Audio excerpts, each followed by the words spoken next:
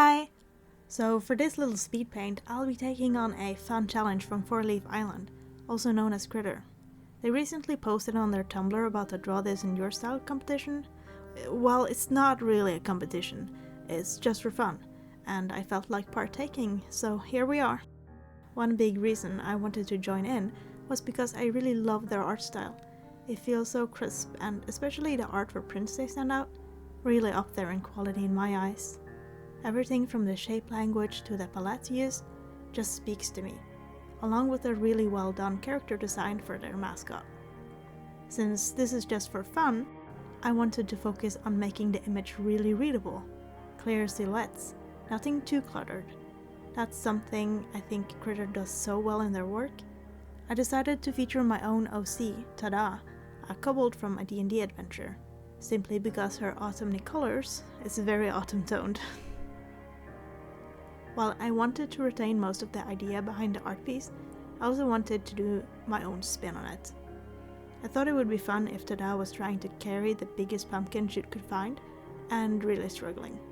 Just like her, I struggled to find a pose that accentuated this.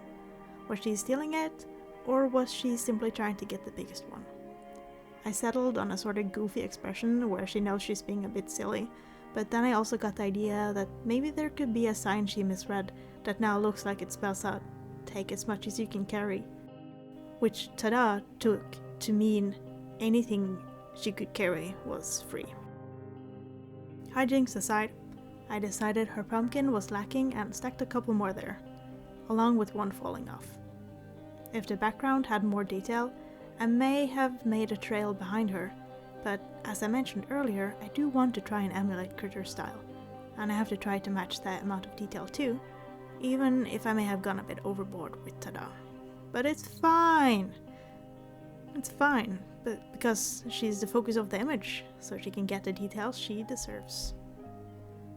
I also wanted to add in some birds. Despite the previous simplicity statement, it's something I gotta work on, I know, but I couldn't resist. I was showing the sketch to a friend of mine, and they jokingly told me to give the birds hats, and who am I to refuse such a request? Therefore, behold, a witch's hat and a traffic cone. Scaled down for variability, of course. The background is very similar to that of Critter, as you can see.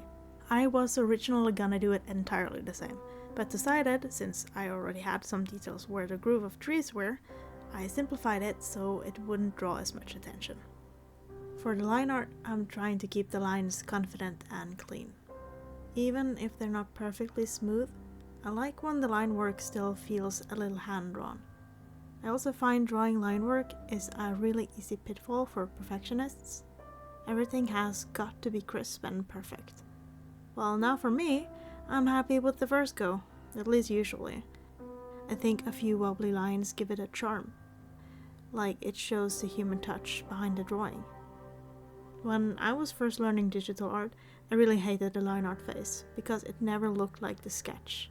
But now I treat it sort of like a cleanup phase, instead of a redo, and that helped a ton.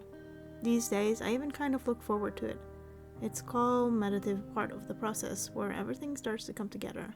I also feel it is very tempting when you get to the line art phase, because you have improved so much in your art just from doing the sketch, that you feel like you could pull off something better than what you've already drawn.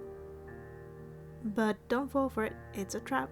If you constantly go back to redefine and work on the sketch, you'll never get around to finishing the line work. When coloring, I started by color picking from Critter's art piece, and then I went in and added a bit more texture to match the line art. I also deepened some shadows to bridge the colors and lines better. Toward the end, I evened out the texture shading, colored the line work to fit the vibe, and tweaked the birds. Their blue gradients stood out too much, so I warmed them up with reds and oranges. Finally, I added some outlining around Tada's silhouette to make her shape pop more. And here it is, a fun little art piece just in time for Halloween. Critter's Draw This in Your Style is still open, so if you want to join in, I'll link it below. If you enjoyed this speed paint and want to see more, don't forget to like and subscribe. Sully out.